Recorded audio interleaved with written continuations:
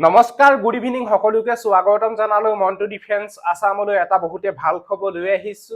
SSB constable GD ফালৰ পৰা পুনৰ নতুনকৈ পদ মুকলি কৰা হৈছে। এই পদত আবেদন কৰিবলৈ হলে আমাৰ অসমৰ প্ৰত্যেকখন ডিষ্ট্ৰিক্টৰ ল'ৰা আৰু ছোৱালীয়ে এই পদৰ কাৰণে আবেদন কৰিব পাৰিব। আবেদন কৰিবলৈ হলে এডুকেশ্যন কোৱালিফিকেশ্যনছ কিমান লাগিব, বয়সৰ সময়সীমা কিমানৰ পৰা কিমানলৈকে দিয়া হৈছে, কেতিয়াৰ পৰা এপ্লাই হ'ব, এপ্লাই কৰিবলৈ হলে এপ্লিকেশ্যন ফিজ কিমান কাটিব লাগিব, টোটেল কিমান ভেকেন্সি মুকলি কৰা হৈছে, সকলোবিলাকৰ তথ্য ভিডিঅ'টো যেতিয়া ফুল ডিটেইলছ মই আপোনালোকক এই ভিডিঅ'টো যেতিয়া জনাবলৈ বিচাৰিছো, সো ভিডিঅ'টো সম্পূৰ্ণৰূপে চাই থাকিব। আৰু এই পদবিলাকত কোনো ধৰণৰ ৰিটেন এক্সাম অনুষ্ঠিত নহয়, নো এক্সাম, এটা ফিজিকেল ষ্টেণ্ডাৰ্ড টেষ্ট অনুষ্ঠিত হ'ব। ভিডিঅ'টো আপোনালোকে শেষলৈকে চাই থাকিব, সকলো তথ্য আপোনালোকক জনাম। আৰু যদি আপোনালোকে আমাৰ হোৱাটছআপ এণ্ড টেলিগ্ৰাম গ্ৰুপত যদি এতিয়ালৈকে জইন হোৱা নাই, জইন হৈ লওক, ভিডিঅ'ৰ ডেছক্ৰিপশ্যনত লিংক দিয়া আছে। আৰু আপোনালোকে যদি ফেচবুকত চাই আছে তেতিয়াহ'লে আপোনালোকে ফ'ল' কৰি ল'ব। এতিয়া এছএছবি কনষ্টেবল জিডি ফালৰ পৰা যিখিনি পদ মুকলি কৰা হৈছে তাৰে তথ্য মই আপোনালোকক জনাবলৈ বিচাৰিছো, ছবিটোতে শেষলৈকে চাই থাকিব। এইখিনি ভেকেন্সি মুকলি কৰা হৈছে SSB constable GD sport quota recruitment 2026ৰ বাবে এইখিনি ভেকেন্সি মুকলি কৰা হৈছে। ডিপাৰ্টমেণ্ট নেম এছএছবি ফালৰ পৰা এইখিনি ভেকেন্সি মুকলি কৰা হৈছে। এপ্লাই প্ৰচেছ অনলাইন মাধ্যমত এই পদৰ কাৰণে আবেদন কৰিব লাগিব। এপ্লাই লাষ্ট ডেট হৈছে 7 জুন 2026, জুন মাহৰ 7 তাৰিখলৈকে এই পদৰ কাৰণে আবেদন কৰিব পাৰিব। জেণ্ডাৰ মেল এণ্ড ফিমেল দুইটা কেটেগৰীয়ে এই পদৰ কাৰণে আবেদন কৰিব পাৰিব। চেলাৰী 21,700 পৰা 69,100 টকালৈকে আপোনালোকে চেলাৰী পাব। কেটেগৰী স্পৰ্ট কোটাৰ কাৰণে এইখিনি ভেকেন্সি মুকলি কৰা হৈছে। অফিচিয়েল ৱেবছাইটৰ নাম হৈছে recruitment.ssb.gov.in। অফিচিয়েল চাইটত গৈ পিনে আপোনালোকে এই পদৰ কাৰণে আবেদন কৰিব পাৰিব।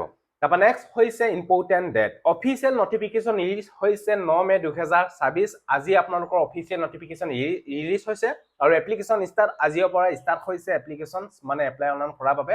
আৰু এপ্লাই লাষ্ট ডেট হৈছে 7 জুন 2026লৈকে এই পদৰ কাৰণে আবেদন কৰিব পাৰিব। তাৰপৰা নেক্সট হৈছে এপ্লিকেশ্যন ফিজ। যিসকল candidate UR EWS OBC candidate হয় তেওঁলোকে 100 rupees পেমেণ্ট কাটিব লাগিব।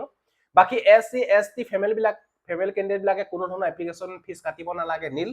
পেমেণ্ট মোড অনলাইন মাধ্যমত পেমেণ্ট কাটিব লাগিব। তাৰপৰা নেক্সট হৈছে SSB sport quota age limit. ইয়াতে এপ্লাই কৰিবলৈ হলে মিনিমাম এজ 18 বছৰ হ'ব লাগিব, মেক্সিমাম এজ 23 বছৰলৈকে এই পদৰ কাৰণে আবেদন কৰিব পাৰিব। লগতে এজ ৰিলেকশ্যন দিয়া হৈছে ST SC সকলৰ কাৰণে 5 বছৰ আৰু OBC MOBC বিলাকৰ কাৰণে দিয়া হৈছে 3 বছৰ এজ ৰিলেকশ্যন। তাৰপৰা নেক্সট হৈছে এছএছবি স্পৰ্ট কোটাৰ vacancy and education qualification details. Category constable GD sport কোটাৰ কাৰণে এইখিনি ভেকেন্সি মুকলি কৰা হৈছে। ভেকেন্সি 404টা ভেকেন্সি মুকলি কৰা হৈছে। কোৱালিফিকেশ্যন 10 পাছ, মেট্ৰিক পাছ কৰিব লাগিব। লগতে স্পৰ্ট চাৰ্টিফিকেট যদি আপোনালোকৰ আছে তেতিয়াহ'লে আপোনালোকে এই পদৰ কাৰণে আবেদন কৰিব পাৰিব। ইয়াতে স্পৰ্ট কোৱালিফিকেশ্যনৰ ডিটেইলছ দিয়া আছে।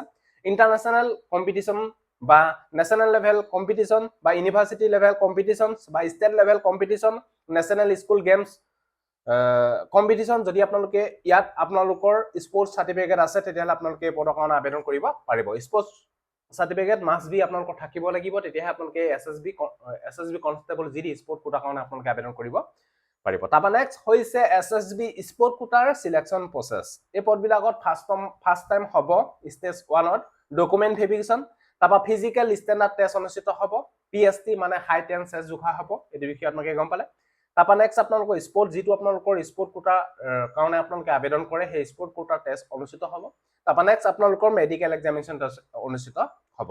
হাউ to apply SSB sport quota recruitment 2026। যদি সেই পদবিলাকৰ প্ৰতি ইণ্টাৰেষ্ট আছে, যদি আপোনালোকে আবেদন কৰিব বিচাৰে, যদি ইণ্টাৰেষ্ট হয়, যদি কোৱালিফিকেশ্যন মিলে, তেতিয়াহ'লে আপোনালোকে আজিৰ পৰা 7 জুন 2026ৰ ভিতৰত আপোনালোকে আবেদন কৰিব পাৰিব। সো এইটো আছিলে এছএছবি স্পৰ্ট কোটা ফালৰ পৰা যিখিনি পদ মুকলি কৰা হ'ল এই পদবিলাকৰ তথ্য আপোনালোকক এই ভিডিঅ'টো যেতিয়া জনালো। যদি ভিডিঅ'টো ভাল পালে সকলো কেণ্ডিডেটক যাতে আপোনালোকে ভিডিঅ'টো শ্বেয়াৰ কৰক, যাতে সকলোৱে গম পাওক যে যিসকল কেণ্ডিডেটৰ হয়তো স্পৰ্টছ চাৰ্টিফিকেট আছে তেওঁলোকে এই পদৰ কাৰণে আবেদন কৰিব পাৰিব। সো আজিলৈ বাই, জয় হিন্দ, বন্দে মাতৰম, জয় অসম, ধন্যবাদ।